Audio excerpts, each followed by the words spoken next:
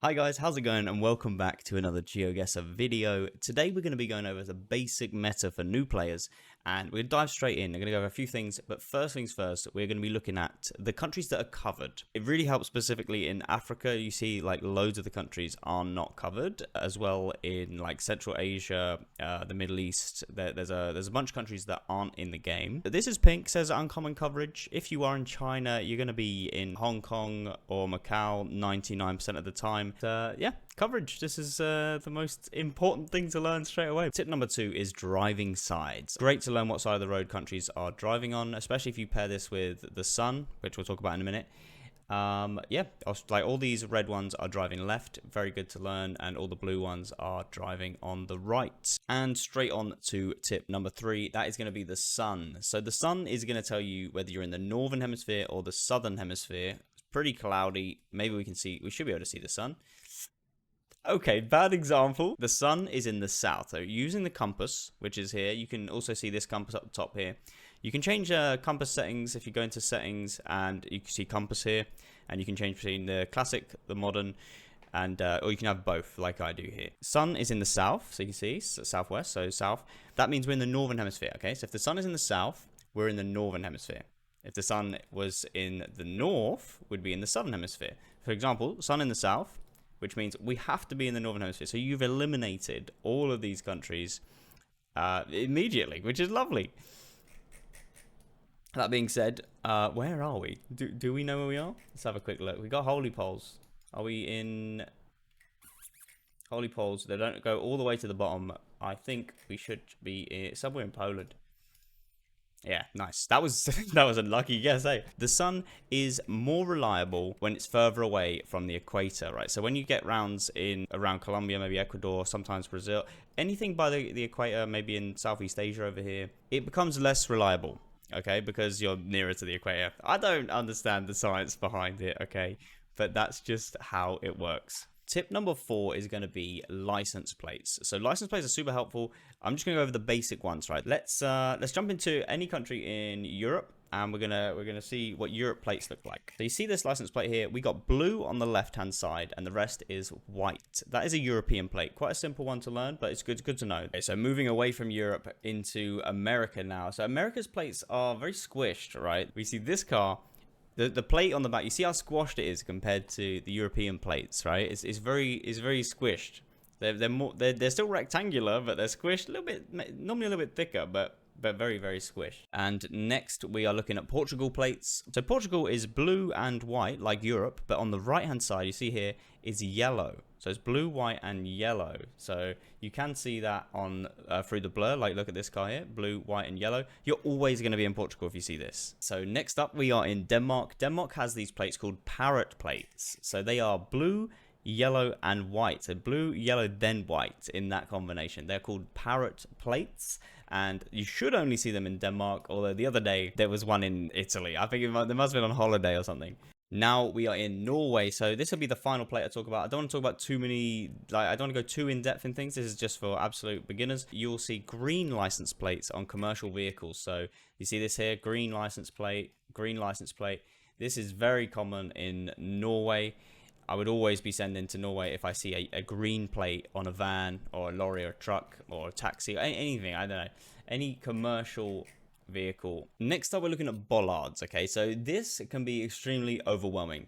Okay, there's a considerable amount of bollards in the world, but some are way more worth learning than others. Okay, like it's gonna be very hard to learn every single one, but I'm going to go over just, let's go over 4 just really easy bollards. So starting with France. This is a French bollard, very thick, round bollard. It looks like this. If you see this kind of bollard and you're in Europe, you're going to be in France every single time. And the next one I want to go over is Iceland bollards. So they are very distinguishable because they are yellow. That was lucky.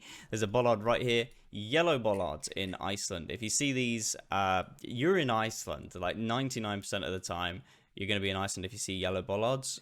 Very good tip to know. And now we're back in Denmark. So this is a Denmark bollard. So you'll only get this in Denmark as far as I'm aware. Well, 99.9% of the time. See this, you're in Denmark. Okay, it's this very distinguishable. It's specifically this little strip around the top that makes it unique, I believe. Denmark. Very nice. And now we're in Australia. Let's try and find... Okay, there we go. Perfect. These are Australian bollards. They look... Basically, if you ask me, they're identical to the Turkish bollards, which I'm going to show next just so you can see. But these are Australian bollards. Very good to learn. Also, you'll learn the Turkey bollard just because they're identical. And you can use the sun to tell if you are in Turkey or in Australia. Well, obviously, the landscape and the vibes don't just use the sun, but you know what I mean. This is not going to be a road where we have a bollard. Here we go. Turkish bollard, very similar, as you can see here. Not identical, but very, very, very similar. So Turkish and Australian bollards very similar. But in Turkey, you're driving on the right-hand side of the road. In Australia, you're driving on the left. And then also, you've got the sun, you know. So we can see if the sun is in the south, like it is here. Then we're in the northern hemisphere, like we learned already. So Turkey. And then if the sun was in the north, Australia, you know, there's a few things you can use if there's no cars around. Okay, we're going to be looking at poles now, starting with Brazil, because I feel like it's a very distinguishable looking pole. Let's have a look. This is a Brazilian pole. So you see how there are people in the way. That's what I see. Let's move a little bit. There we go. So you see how there are 3 segments here. I don't think it always has to be 3, but normally it is. But yeah, you have these, I believe they're called ladder segments here. And then they have dots on the top. They're concrete square poles with ladder segments like this. They're very much Brazil poles. So this is what a Brazil pole looks like. Very good to learn. So this is a Peruvian pole, concrete pole with these 3 arms going in the same direction. So if you see a pole that looks exactly like this, you are in Peru. I didn't learn this for a while, I think. I was like maybe 6 months in. But I feel like this is an easy pole to remember, and it really helps me out with Peru. So Peru pole looks like this. Okay, now we are in the UK. Without doxing myself too much, which this kind of does. But yeah, don't turn up to my house, please. Let's have a look at some poles in the UK and Ireland. They're basically the same.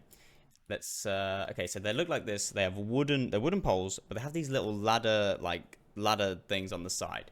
They have these in Ireland and the UK, so you know it could be in either of them. And the last one is Australia. We're going to look at 2 poles. We're going to Northern Territory pole and South Australia pole. We're looking at Stobie poles. So you see the pole here has metal on the outside. This is called a Stobie pole, and it's only found 99.9% of the time.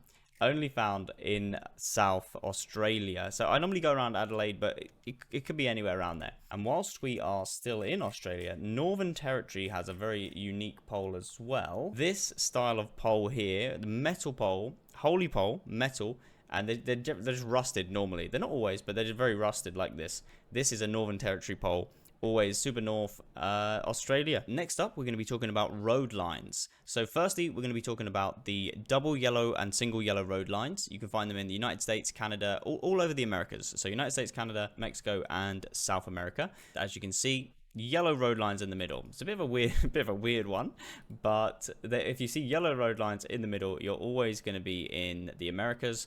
Maybe I can get a better example. Yeah, like this is more typical.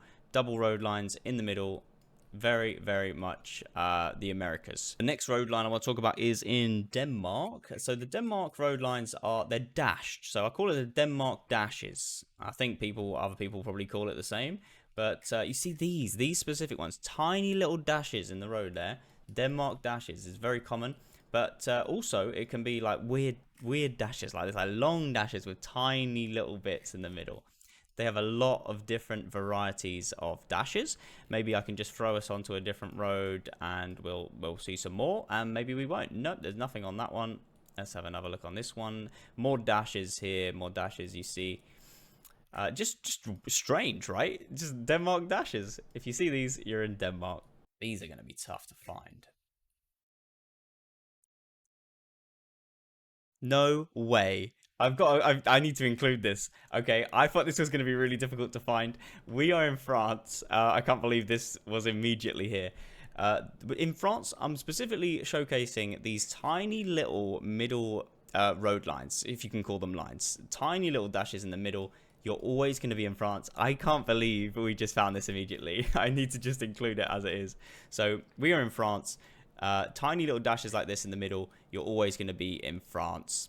And the final road lines we're going to go over is up here, looking at Norway, Sweden, and Finland. So Norway, they also have dashes, okay? So Norway has dashes, Sweden has dashes, Finland does not, but this is a good way to remember all these. So if you look at the first letter of Norway is N, that stands for normal dashes. Sweden, S, small dashes. Finland, F, full. So full lines. Normal, small, full is a great way to remember these countries, and I'll give examples real quick on all of them. These are normal dashes for Norway. You can see like a normal length, like pretty long, but these are normal dashes. But Sweden, on the other hand, S for small, their dashes are very small. So you can tell the difference between, okay, there's no road lines. Bear with me 1 minute. I'm going to find some dashes. Here we go.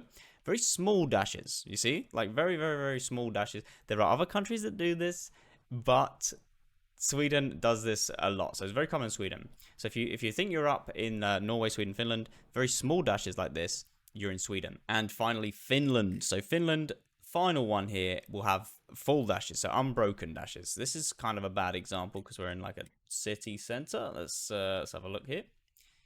If it could load, there we go. So we got the full ones on the outside.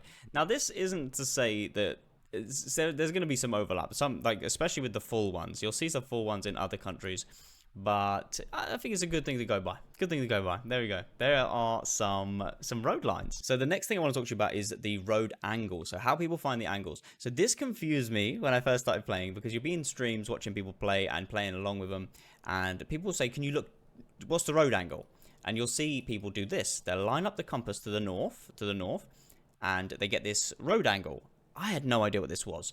So if you don't, this is literally, they're lining up the angle of the road. Literally, simple as that. So if you face north like this, we know this is the angle of the road, okay? That's the angle. I can't do it. I can't. This is the angle. This is the angle. So we're in Ghana. We've got this tape here, which we're about to talk about in a minute. But this is the angle. So what people will do is they'll zoom straight in. This won't be the 5K or anything. But you see, they can zoom straight in, and you see the angle. They try and make it match exactly by zooming in there. So they're kind of, you see what I mean? You see what I mean? The angle kind of, this doesn't match, but you know what I mean. Find the perfect angle on this, like this. This is the perfect angle. Maybe we get a 5K. Maybe we get a 5K. Okay, maybe not. But you see what I mean. You line up the angle like that, and it's way easier for people to pinpoint the exact location. And the next tip is learning the basic scripts, so you know whereabouts we are in the world. So there, obviously, we learn the Latin script, Cyrillic, Greek, Hebrew, Indian, Japanese, Chinese, Korean. I'm going to put a whole bunch of them on the screen right now, and you feel free to pause it. You want to have a look. Just learn what all the different scripts look like. So if you see an advert somewhere, you know where you are based on the scripts. Like for South Korea, for example, it has tons of circles in the script, so it's very good. Like if you're like, oh, I don't know where these symbols are. Oh, there's loads of circles in them. We're in South Korea. Things like that. And finally, I just want to go over a few tips, like basic tips that you should know. Okay, so we're going to start with Ghana here. Ghana is distinguishable by its car. If you look down in Ghana, you're always going to see this this duct tape, this tape stuck to the side of the car. If I can find a better angle, there we go. If you see this on the front right bar like this, you're always in Ghana. Worth mentioning as well, Reunion.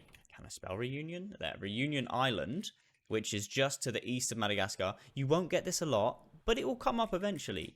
This is the only other place that also has that tape, but the tape is going to be on the back right.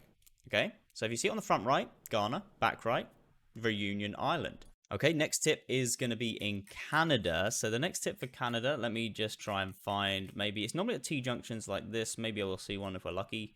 Yep, there we go. So at T-junctions like this, you'll see these checkerboard signs, and they're only in Canada. So if you see this, you're always going to be in Canada somewhere.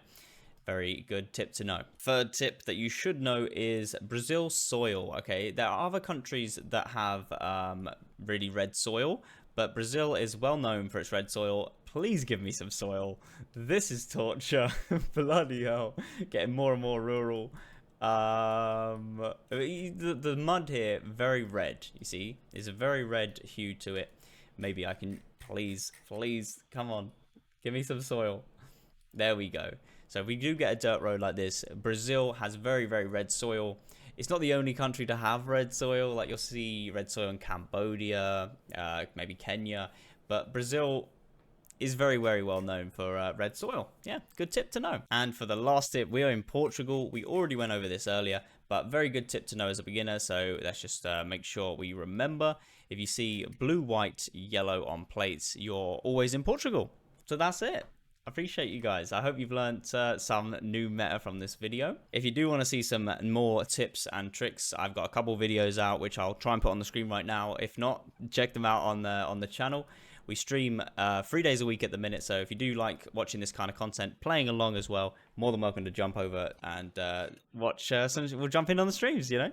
I don't know what else to say. Thank you for watching. Appreciate you. Have a good evening and goodbye. Thank you.